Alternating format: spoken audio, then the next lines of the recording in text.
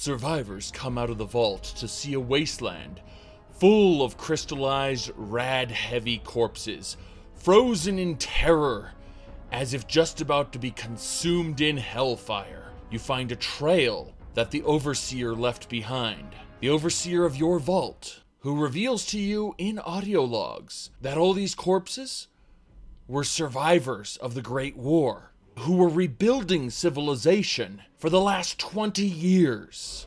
And all these deaths happened recently. For you see, coming from fissures in the ground, the great scorch beasts arose, infected with ultrasight. Anything they breathed on contracts the scorched blight disease, either instantly petrifying the target or causing them to become hive mind controlled minions of the scorch beasts, known as the Scorched. But there's one they fear, the Vaultborn. Truth is, the game was rigged from the start. While everyone else was rushing out their Fallout 76 reviews as quickly as possible to capitalize on those clicks, I was taking my time and playing through it thoroughly. I didn't participate in the beta, and as we all retroactively found out, nothing of substance changed from the beta to the full release. But in reality, I wasn't going to play on Bethesda's schedule. There's nothing that can sour an experience quite like paying for something and then being told you can't play it. See every MMORPG ever with their maintenance windows. So for Fallout 76, the moment they announced it was released, which happened on PC one day early, I might add, I played the game. I played it solo. I played it with friends. I played it with randoms. I live streamed it on my Twitch channel for over 24 hours, and I played it off stream. I played the game with default settings and with INI tweaks. But the important point is that I took my time with it. I've had a lot of fun playing Fallout 76, and I mean a lot of fun. I feel that I've gotten my money's worth. However, that doesn't mean the game isn't without its problems. Some of those problems may end up getting patched later, but I don't care about empty promises on the horizon. Oh, it'll get better later. I'm talking about the experience I had. Fallout 76 is best explained as Fallout 4's explore, kill, loot, return, and craft cycle.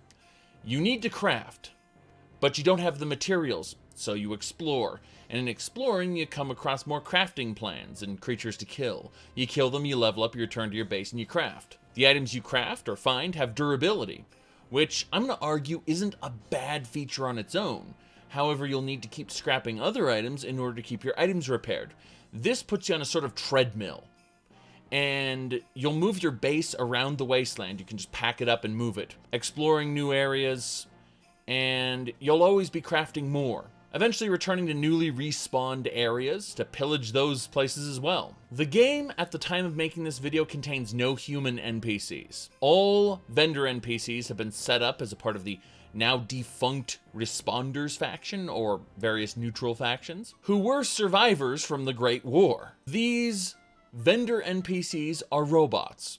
Other robots will contact you from time to time and tell you what to do. You will have no choices or no real dialogues. Nothing you'd expect from a normal Fallout game. Instead, it's just go here, do thing, receive experience and items as a reward.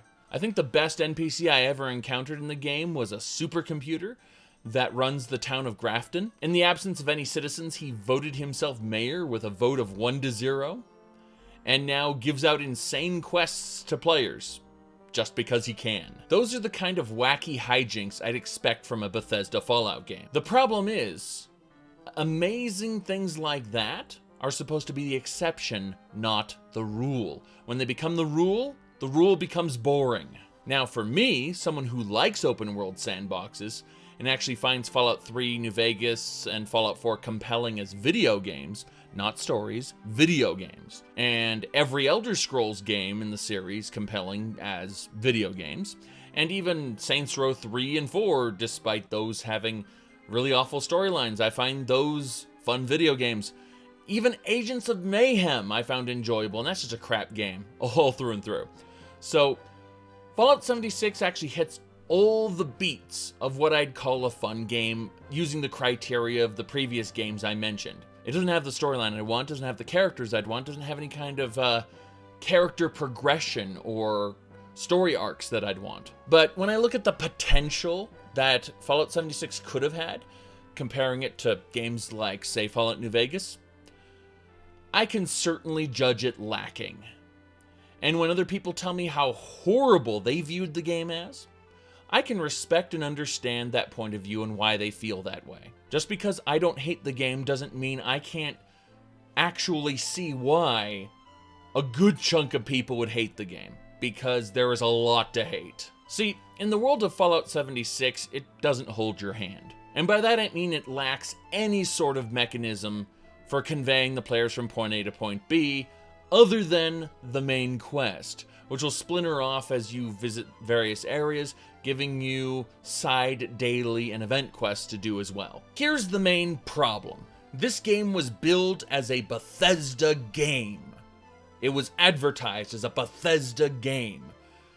If the player enters into the game with the common Bethesda game mindset, the Morrowind, Oblivion, Skyrim, Fallout 3, New Vegas, Fallout 4 mentality, where they disregard the main quest and just run off in whatever direction they want in order to explore and do side quests and stuff, they will find the game world empty and pointless. There will appear to be no story, no point to anything you're doing. For Todd Howard's claims that this is a game where you make your own fun, this game is actually very limited in what you can do in what order if you want to get the most out of the experience. It's fairly contrary to all of the previous Bethesda games. Now, I know there's plenty of videos out there that will tell you that Fallout 76 has no story. They're just lying to you or being hyperbolic. It has a story. A poorly written story that is arguably worse than Fallout 4's. Because Fallout 4 at least tried to create character interactions that tug at your heartstrings. It didn't, but they tried. Why are they both written terribly? Well, that's because both games share a certain writer who voices an NPC in Fallout 4. That NPC will, no matter what option, call you a retard, retard, retard. So I mentioned earlier there are no human NPCs, but you'll occasionally find a friendly super mutant or robot. Don't mistake this for an RPG, even if you do. In any way, shape, or form, you will not be able to converse with these people. They will talk to you. They will speak at you in your direction. Despite Fallout 76's story being a kind of low-quality content expected from a cartoon like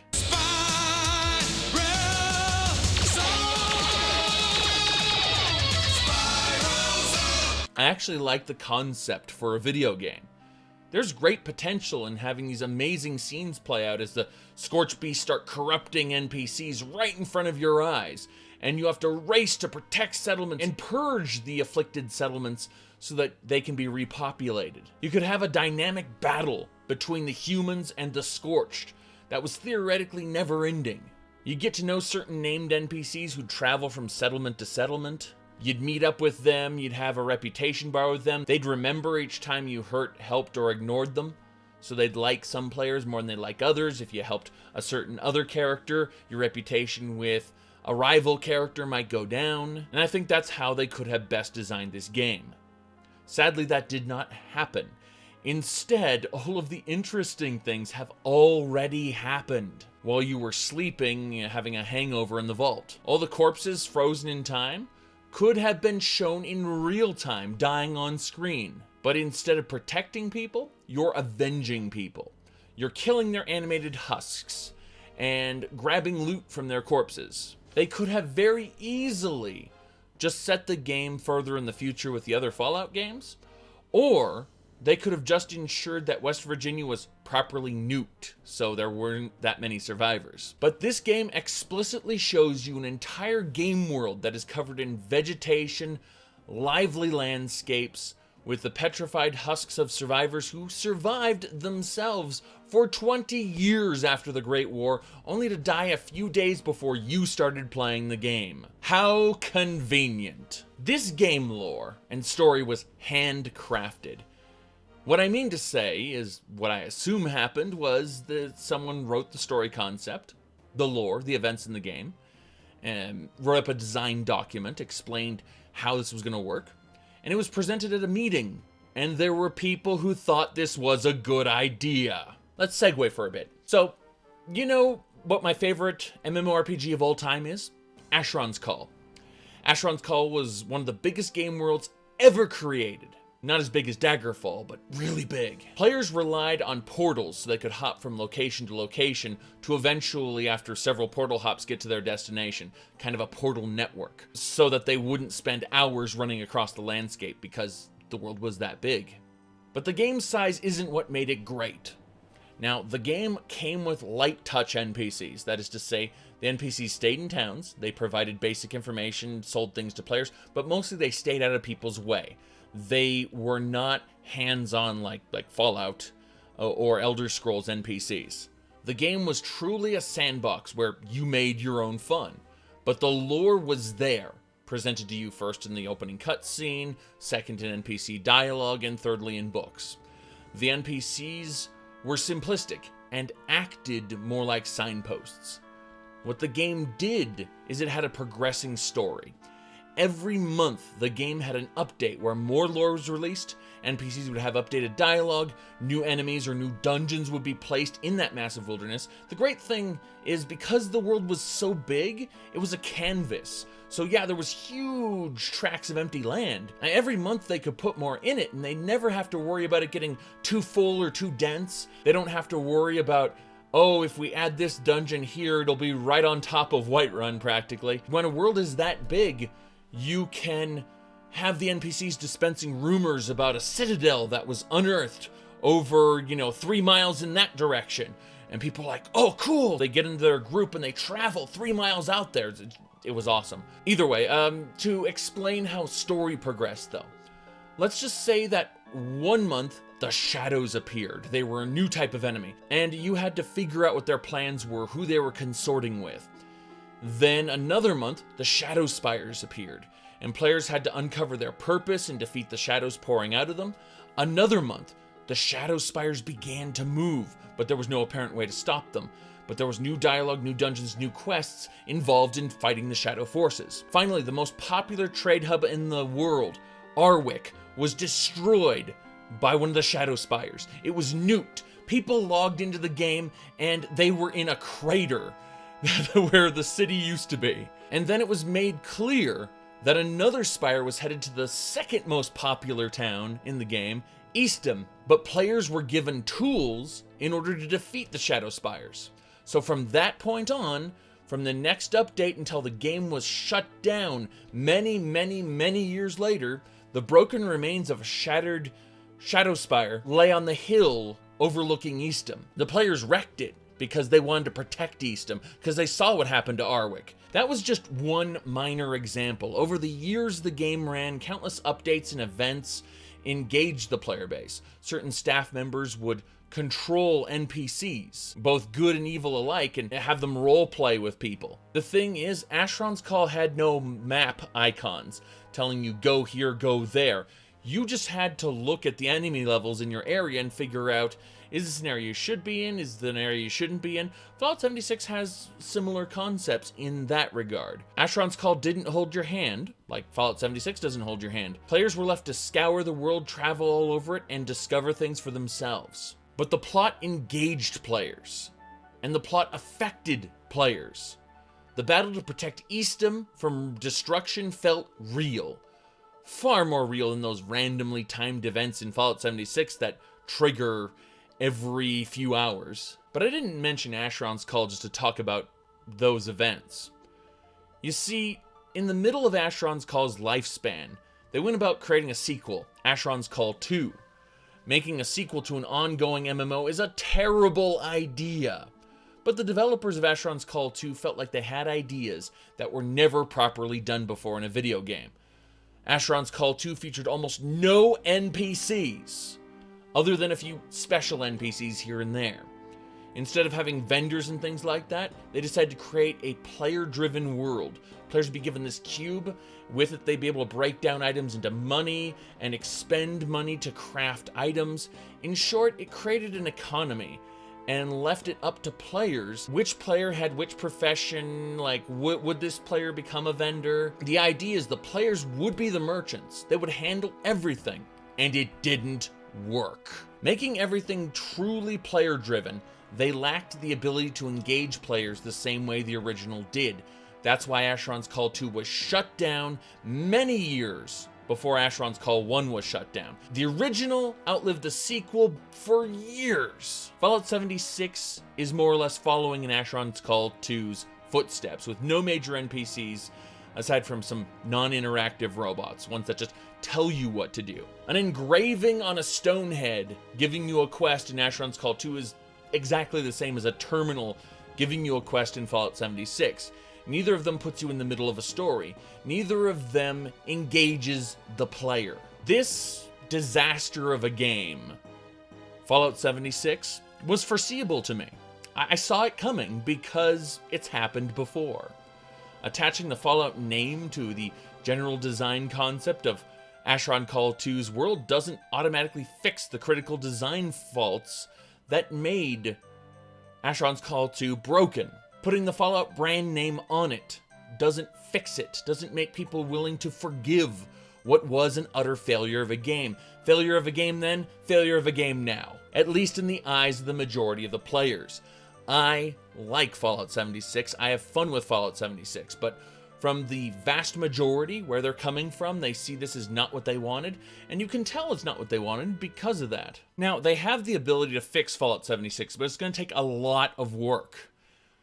Work they've indicated they're willing to put in. But you have to wonder, how the hell was Fallout 76 allowed to release in this state in the first place? To answer that question, we have to look at Fallout 76's development. Bethesda proclaimed in interviews that Fallout 76 started as Fallout 4's online mode concept. And, well, we can see that from the massive reuse of assets. What interviews have led us to believe is that they prototyped the game internally at Bethesda Game Studios. For those of you who don't know, Bethesda holds internal game jams from time to time, letting their developers go wild with concepts. These concepts aren't very well fleshed out, but they come up sometime as really creative stuff we've never seen before. We check them out when Bethesda publishes a video, which they've done on a couple of occasions to show us these amazing things the developers have created. Not all of those features ever make it into the game, because building a prototype is one thing, but having a stable, complete product is another. So Fallout 76, according to what I've heard, began its life as one of those little experiments where they tossed it off to Bethesda Game Studios Austin branch, who tore down the creation engine, which was packed full of systems centered around the player, the single player, and rebuilt those systems for multiplayer. Now, a lot of people conflate Bethesda Game Studios Austin with Bethesda Game Studios proper, but they're very different entities. Yes, Todd Howard, and by extension ZeniMax Media, are calling the shots. Bethesda Game Studios is different to ZeniMax Online Studios, and is different to id Software, is different to Arcane Studios, but what they all have in common is their publisher, Bethesda Softworks, which is owned by ZeniMax Media. And again, people fail to understand this. There was a game that came out years ago called Brink. I liked Brink, at least for a bit, but it was full of problems. It wasn't very good as a game, not compared to the other online shooters at the time. People saw the Bethesda Softworks logo when Brink loaded, and they immediately shot all their criticism at Bethesda Game Studios, not realizing it was a studio called Splash Damage that made Brink, and Bethesda, we'll put that in quotes, Bethesda, the Todd Howard Bethesda that is, had no part in it at all, and only the Bethesda name existed in publishing it. So where did this Bethesda Game Studios BGS Austin come from? See, there was a game called Battlecry being developed by Battlecry Studios. It was shaping up to be an online competitive shooter like Team Fortress 2. Battlecry was going to use CryEngine. And CryEngine, as we learned from games like Star Citizen, what isn't exactly great for open world games. For Battlecry, though, they didn't have to worry about that because it wasn't going to be that kind of game. But despite that, their implementation of CryEngine still had hiccups. Hiccups that I hear, whether it's true or not, I hear were very difficult to overcome. Battlecry Studios was still under the ZeniMax umbrella, so it went without saying that Bethesda Softworks was going to publish the thing. Development went on for a while, and then Bethesda Softworks publicly stated that they started to have doubts about the project and they were investigating it. Some of the creative people ended up jumping ship from the studio, and at some point, they pretty much scrapped Battlecry entirely, folding themselves into Bethesda Game Studios as the new live service division. We had games as a service, now we have live services. Make no mistake, they may be Bethesda in name, but they're the Austin branch, former Battlecry Studios. The team members that were gaining experience with CryEngine, that didn't serve them when switching to id Tech or the Creation Engine. And the reason I mention id Tech is because apparently, if the online citations are correct, they contributed to Doom 2016, a game that I hold in extremely high regard. Well, not the part of the game I hold in high regard. You see, I love Doom 2016's single-player campaign. Multiplayer, I don't like very much, and apparently that's the part they worked on. So hot off the heels of a failed online competitive shooter called Battlecry, and having helped produce, in my opinion, the extremely mediocre multiplayer mode for Doom 2016, they were apparently, what I have heard from interviews, they were handed the Fallout 76 project, an engine that they had no experience with. They had to rebuild from the ground up. Some of the big names at that studio had already jumped ship by then, as I mentioned earlier. I've come to believe, from what I've heard, that they were given minimal operating budget, as they were expected to reuse Fallout 4 assets. And they were given a limited time to produce it because, as Todd Howard said, Bethesda is now very good at creating worlds in that engine very fast. Let's revisit those two words, very fast. That's why Fallout 76 is full of floating trees, rocks, and plants. That's why there are stuck spots where you have to log out to fix your location, and clipping issues where you'll get stuck in or fall through the world. Everything you take an extra 6 months to polish up and fix on a game, I think Austin was pressured to produce this live service by a deadline.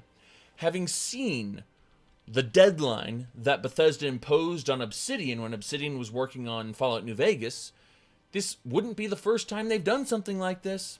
The difference is that instead of being composed of Fallout 1 and 2 veterans like Obsidian was, and producing a game that was almost identical to the foundation of the previous game, meaning Fallout 3 established the foundation of New Vegas, I believe that Bethesda Game Studios' Fallout 76 team was handed a prototype for the Fallout 4 multiplayer and told, make this work, here's your deadline. Now, I've already talked about the Creation Engine and or Gamebryo to a great extent in previous live streams, and I honestly believe that their engine isn't the problem, and that their engine being really, really old and they've been using it for years, that's not a problem. But I'll explain why I think that isn't the problem. Not to say that there aren't any problems. Oh boy, are there lots of problems, but we'll get into those specifics in a different video. My point is, they had to tear entire sections out of that engine and rebuild it for multiplayer to get all of the systems working and do it all in a short amount of time. Obsidian had the engine mostly done. They made a few tweaks and changes to it, but it was relatively the same engine, whereas Austin had to rip the entire thing to pieces and rebuild it. And now, is Fallout 4's engine too different from Skyrim's engine? I don't think so. So understanding that, look at the amount of time it took for them to produce Fallout 4. And then look at the amount of time that it took Austin to produce Fallout 76. I'm suggesting that Fallout 76 is the victim of a team ill-prepared to build what they were told to build, with not enough time to produce that thing of quality. Now, if Fallout 76 improve significantly, as they promised it will, only time will tell. I mean, Bethesda could just drop the project, abandon it 6 months in. Even if it was a true co-production, where Austin just worked on the engine, and Bethesda Game Studios somehow worked on Fallout 76 with them, and worked on Starfield at the same time, because Todd Howard said Starfield was playable in its very prehistoric state at the time they were supposed to be polishing up Fallout 76. The inconsistencies tell a story here, and I believe that it was just dumped on Austin. Now just remember, everybody, I didn't participate in the beta. I only played the full release, but what I saw in the full release were T-posing zombies, sliding around, enemies whose AI was completely turned off, bosses I could just sit there and shoot at because they wouldn't do anything, desyncs in player location, floating objects, taking damage from nothing, settlements failing to load, walls failing to load, falling through the world, and a couple crashed desktop errors, and many more things. If I were to just list bugs, we'd be here all day. But the point is, the game was not ready to be released. Bethesda games are buggy and usually get a free pass when they come out. But those kind of Bethesda bugs are kind of endearing. These are game-breaking. I don't think this game ever got a proper beta and was instead given a stress test. Normally, when I'm playing a Bethesda game, I blame the bugs on, oh, this must be one of the mods I'm using, because I'm a huge mod user. But this game has no excuse.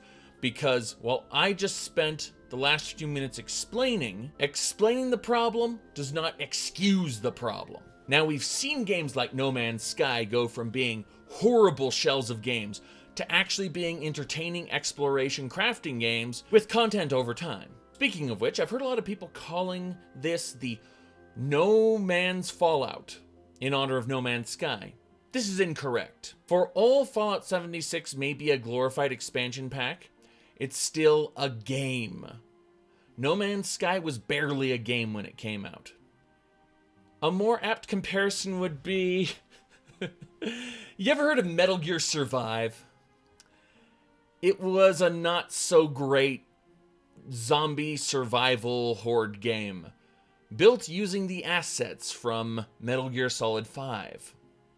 That's pretty much what Fallout 76 is, though, if you think about it. It's a quickly assembled game featuring a real money cash shop using assets from a previously produced product. While functionally not a horde game, Fallout 76 does include the Scorched Horde, so I guess they're both zombie games if we want to stretch the definitions a little. Now, back to the topic of reused assets. They're pretty fairly low quality in comparison to games made today, like Red Dead Redemption 2, for instance.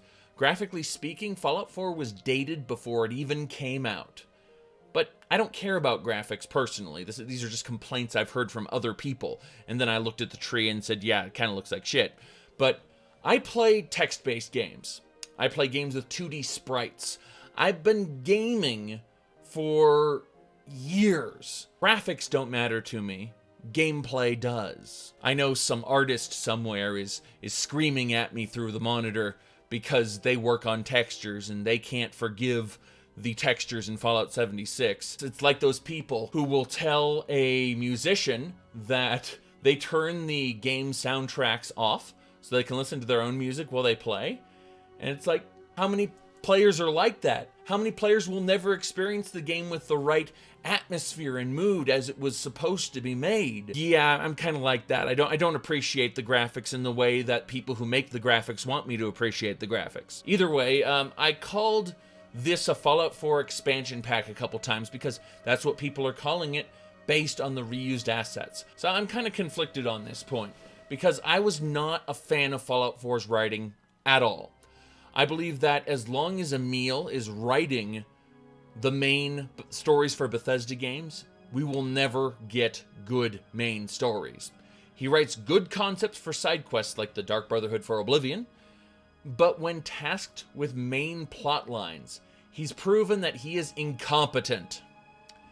This incompetence was put on display for the world when he presented KISS, Keep It Simple Stupid, as his primary writing technique and goal. He did this at a panel in front of people. It's on the internet. You can go look it up. He told us that Skyrim is a game about dragons, but it's really about the lone hero. Everything he introduces to us is at face value. Any kind of overarching narrative you may have imagined in your head while playing the games is actually too complex for him. Keep it simple, stupid. Fallout 76 is about the heroes who stopped the Scorched Plague. Based on his 40-minute presentation, along with all the evidence we've seen, his storytelling process begins and ends at the high school level. Anyone who wants complex stories from Bethesda will never get them with him leading the charge. Ironic, then, that Fallout 4 tried to steal so much from the better-written Mass Effect 1. We're not going to talk about 2 or 3 here because that'll get us mired in things I ought not say. But Fallout 4 tried to steal the wheel and the voice protagonist, and yet they were unable to comprehend what actually made Mass Effect great in terms of storytelling. They were able to steal the form, but they were unable to replicate the substance. When people talk about games being dumbed down, people like Emil, from a storytelling perspective, are at the core of it. Here's the thing though, for all I didn't like Fallout 4's story, I actually liked Fallout 4's gameplay. Explore, kill, loot, return, craft. That was the cycle of Fallout 4. And I was excited to participate in it with the right mods. Mods that added skills back to the game, for instance. I suppose that's what I'm having fun with in Fallout 76 right now. I see traces of Emil's god-awful writing. It's still there in Fallout 76. But they aren't shoved down your throat every few minutes by NPCs. So the same thing that makes Fallout 76 worse than other Fallout games also means I'm not subjected to the horrible story all the time. That said, the Scorched Plague actually sounds like it could have been fun if it were retooled, and then the Overseer NPC were actually put in the hands of a competent writer. See, with Emil, what you see is what you get, but with a competent writer who knows how to weave character growth into the game, it could become something more. Some people playing Fallout 4 will look at the companion quest lines and mistake learning more about someone as that somebody growing. It is not the same. Now, my wife and I, we watch Japanese cartoons on occasion. Some of them are good, some of them are god-awful. This one genre called shonen is rife with this problem where they will reveal information about a character and treat that as if that had developed the character. In reality, storytelling is about putting a character up against a challenge. The challenge may be physical, mental, it may be external or internal, but the challenge will produce a change within the character. The character will grow or they will diminish. They will succeed or they will fail. And that will act as a catalyst for change. But Emil, again, just stops at, this is a storybook. What you see is what you get. Keep it simple, stupid. And that's what Fallout 76 is. Fallout 76 is keep it simple, stupid. There's a big problem Bethesda's had since Oblivion. Emil was a quest designer. He wrote the Dark Brotherhood. The Dark Brotherhood is one of my favorite factions. But it's not for the lore of the Dark Brotherhood. It's because of how the characters were presented, how they talked, how they acted. Emil himself actually described the meeting he had with Todd Howard, the brief meeting he had about the Dark Brotherhood. He asked Todd if he could change the lore of the Dark Brotherhood. You know, just like, I want to scrap all the Elder Scrolls 1 and 2 stuff and just start over, do something new. And Todd said sure, and as I interpret it, gave him a dismissive gesture. So all the people wondering where the lack of care with internal consistency came from, you know, in the newer games, it's from Todd Howard and fostered by Emil. My point with this huge segue is that I went into Fallout 76 expecting no story at all. And instead, I found another Emil story. Keep it simple, stupid. I know I'm being overly negative, but that's because I actually enjoy the core gameplay loop of explore, kill, loot, return, and craft. It's just mired in so many other problems and failed potential. People come to me and say Fallout 76 is a bad game. I'm thinking back to all the fun I had, but then I'm also remembering those issues and going, I guess that's why he feels that way. I guess that's why she feels that way. You know, I completely understand there are so many issues with this game. And if this game had another year of development and a new lead writer, it would have been a much better game. Now, I know to a good portion of the fans, a huge portion of the fans, it's the lack of character interaction that makes this game just awful. And a common rebuttal to that, I've heard, is that it's full of lore. It's just jam-packed with lore. More lore than any other Fallout game that the fan has seen. Let me ask you something. What does that lore do in service to the game world? See, lore is icing on the cake. It helps to enrich and inform the choices of the characters, the culture of the characters, everything about it. But when the cake is entirely made of icing, you don't have those character interactions to be enriched by the lore. Don't you get sick of it? I certainly would. Video games are an interactive medium, and people are getting sick of video games that are mostly cutscenes. They don't play a game to watch a movie. They want to be engrossed in the story, to actually be a part of the story, to feel like the story is shaping around them, and that their actions are actually affecting the course of the story. That's why games like Divinity: The Original Sin 2 are truer to the core essence of what an RPG is, from its tabletop roots, than any Bethesda game that I can remember. In Divinity: The Original Sin 2, your choices matter. Any NPC was killable, even your quest masters, but the game always found a way. Morrowind would just pop up this little box saying, with this character's death, the thread of prophecy has been severed, reload your saved game, or continue to exist in this doomed world you've created. That was Morrowind's answer, was just, oh, they broke the quest, here's a little box to tell them they broke the quest. Doesn't work that way in Divinity 2. Divinity 2, anything goes. The game is there ready to anticipate what you're doing. It respects the freedom of the player. Games like Skyrim are action sandboxes that wait for the player to arrive, then let the player perform a scripted quest. And if you're really lucky, if the developers were feeling really generous, they'd give you like one or two choices to make. Now, I think Fallout New Vegas is somewhat overrated, but why do people put it up on such a high pedestal? So many quests, so many possible outcomes. Obsidian made it, Bethesda didn't make it. It's not that Bethesda didn't learn from New Vegas, it's that they didn't care to learn from it. Bethesda has their own way of doing things and they stick to their guns. So when somebody says, there's more lore in Fallout 76 than any other Fallout game, they mean there's tons of supplementary material that has no real impact on what you're doing. We call Skyrim NPCs storybook NPCs because they convey a story but also make us a part of that story to some degree. Our interaction with them, our back and forth, asking them questions, giving responses, gives that storybook its value. Fallout 76 has the storybooks, but the story is already played out. We're viewing the aftermath of those stories. That's why people call the world dead and devoid of life. It doesn't mean that it has no action. It means that there are no stories being told in real time. There are stories, but those stories don't mean anything to the player character because those stories have already played out. It's an interactive medium, but our stories in Fallout 76 are non-interactive.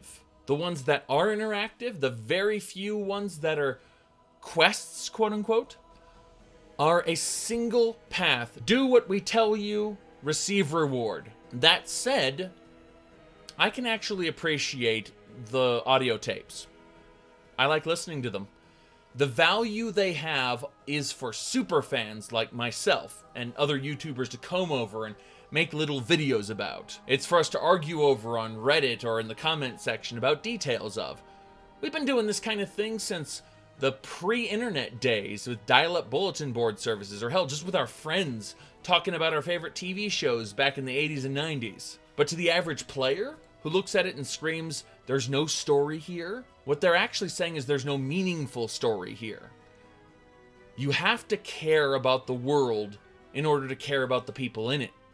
But there's no people in it.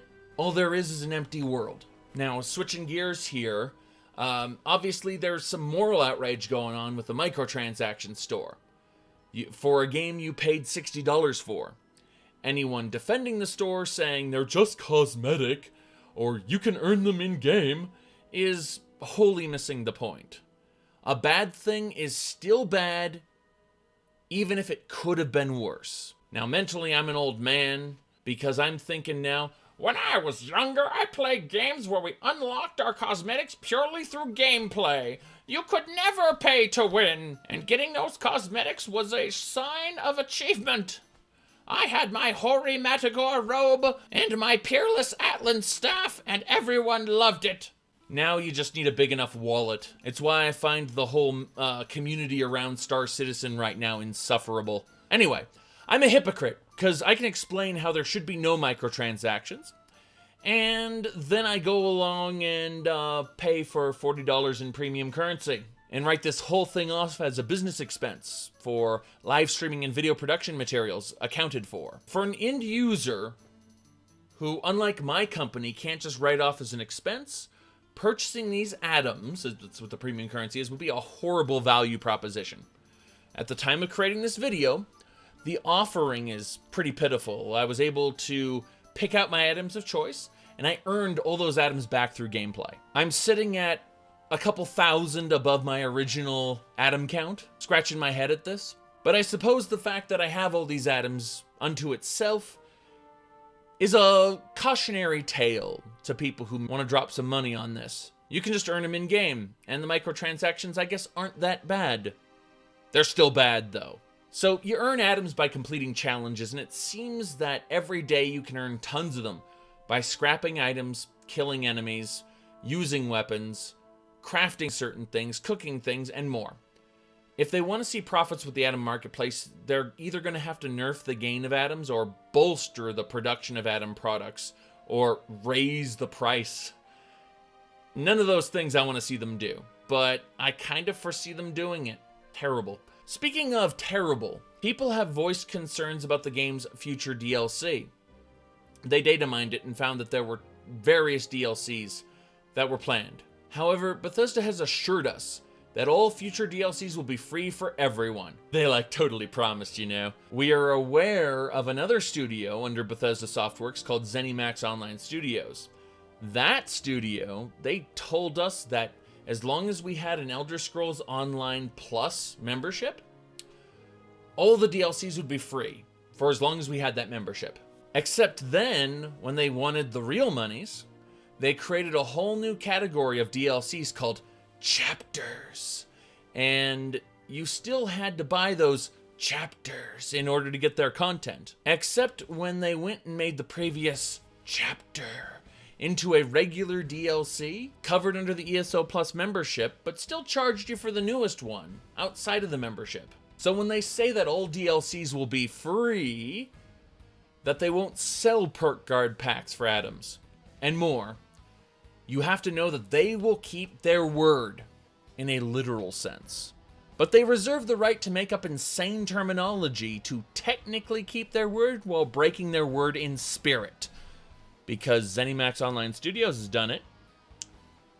Do I recommend buying Fallout 76? No, not right now. As I mentioned earlier, it has the potential to become much greater than it is. However, even if they give it the No Man's Sky treatment, it will never be the RPG that classic Fallout fans want it to be. It will never be the interactive offline game that modern Fallout fans want it to be. This is a game that zeroes on a very narrow type of fan like myself. Someone who likes the open world sandboxes with a lot of busy work to do. Also, like Borderlands, which is a subpar game, is far, far better with friends, as in the level of fun can escalate by a magnitude of 10 times or more just having another person in the social experience with you. Again, having played solo, having played with friends, having played with randoms, I personally found the game enjoyable with friends of similar levels. However, I found the game truly bad with a player of much higher or much lower levels because that disparity just kind of means we're not working on the same objectives, and if we are working on the same objectives, we still aren't gaining benefits at the same time. It's a problem MMOs typically have. I found that the game was really bad when a quest would send me into an area that was high above my level. I found the game was really bad when just wandering around and not doing quests. I found the game was best when doing group quests with other players, specifically the group events. In general, after over 40 levels in, I think I'll return to this game now and again, see how they update things. But am I going to endorse it? No, it's a mess. Now that I'm going to rapid fire a bunch of questions the community has asked me over the time I've been live streaming Fallout 76 on my Twitch channel, twitch.tv/Zhakaron, same username as the YouTube channel. First question is, what do I think about super mutants being in Fallout 76? Are you ready for the cynical train? Because the cynical train is taking off. If Bethesda was creative in the first place, they wouldn't have included super mutants in Fallout 3. Considering the Master's hordes were in the West, there should only be like 1 or 2 super mutant travelers. But super mutants were iconic, and Bethesda wanted to use them. So rather than being creative and making up a new mutant type, they just said FEV Vault, lulz, and left it to that. Same for Fallout 4. Institute FEV Lab experiments shows an extreme lack of creativity on their part. If you compare the super mutants from Fallouts 1 and 2 to the super mutants of Fallouts 3 and 4, Bethesda's variants are pathetic. They're dumb sci-fi orcs, and that's not great. In games and movies, we struggle against this concept called the suspension of disbelief. We'll be told this is how things are, and given reasonable expectation for the story, then the story will give us a curveball and change how things work. I can stand just about one of those big curveballs per topic or per contrivance. In the case of Fallout 3's FEV Vault, that was the first contrivance. I was able to accept that, even though in the back of my head I'm like, this is kind of lazy. Why are these super mutants dumb? This is, like, you could have done so much better with this content. But that was all in the back of my head. I was like, I'm willing to overlook this. Then, when the Institute was doing it too, it broke that suspension of disbelief because they had already given me the curveball, and now the ball curved a second way. And I knew it was for no other reason than they were an uncreative lot of people. They just wanted to use their super mutants, and they didn't think about how they should or shouldn't have been used within the narrative. The narrative didn't matter to them because they were making a video game. So, next question I got was, what do I think about the Brotherhood of Steel being in Fallout 76? And the Brotherhood of Steel shouldn't exist yet, and certainly not in this area. And yet, all the different logs and quest lines mention them, so remember the answer to my previous question? Bethesda isn't creative anymore. They just want to use all the iconic things like the Brotherhood of Steel power armor. They're designing a game first, and the lore means nothing to them other than a means to justify the game's existence. The Brotherhood's cool, and by the rule of cool, they exist years before they were supposed to exist, in an area they weren't supposed to exist in. I think we've established that I don't value Fallout lore too much anymore because it's so poorly written, and yet I enjoy the video games or their core gameplay loop. I'm going to skip all of the other, what do you think about this retcon questions, because I think you can guess where they're all leading to. Next question, what do I think about Pete Hines indirectly saying lore is for nerds and he doesn't care about it? Pete Hines is PR manager. His job is to justify everything the designers do. His job is to foster brand loyalty and address concerns that drive the conversation in the direction for it to be of Bethesda's greatest benefit. If a line of discussion cannot be turned in Bethesda's favor, then it is to be discredited or discarded. After all, they've got such great products to sell you. You shouldn't let a little thing like story stop you, you know what I mean? It's just a video game after all. I could sit here and nitpick 1,000 little things about Fallout 76 and balloon this video even larger than it already is, but I don't see a need. I've covered the big things. Fallout 76 is a deeply flawed game. I don't recommend buying it right now. I enjoyed it a lot, but that's because I'm a weirdo. Thank you all for watching. Next time I'm going to be talking about Bethesda's engine that everyone's poking at, because I don't think the engine's to blame, and I'm going to explain why I don't think the engine's to blame. And if you want to see more of me talking about video games like they're more important than they actually are, check the social links on my YouTube channel page for more content, and I'll see y'all next time. I'm going to be honest with you, I'm probably going to play more Fallout 76 before I actually edit this video and then publish it tomorrow. Oh, hi. I had just finished this up when someone reminded me. They were asking me about the PvP in the game. Well, the PvP is garbage. It's practically non-existent. Someone asked, what's the point of nuking another player's base? You don't nuke other players' bases. Other players' bases may be in a nuke zone, but nukes are used to transform the landmass. The area is transformed into a max-level area, and you get brand new loots in that area, equivalent to it having been nuked. It becomes a hellscape. That's about it. The entire point of the game is 4-player co-op. Why they even included a PvP system, I have no freaking idea. They should have really done PvP and PvE servers. If I had to guess, I'd say a year from now, assuming the game keeps getting supported, because they could stop supporting it at any point in time, but assuming that it is still getting supported, I suspect that they will have NPCs, a trade hub, and PvP and PvE server separation, which is what they should have done from the start. Okay, y'all have a good one now.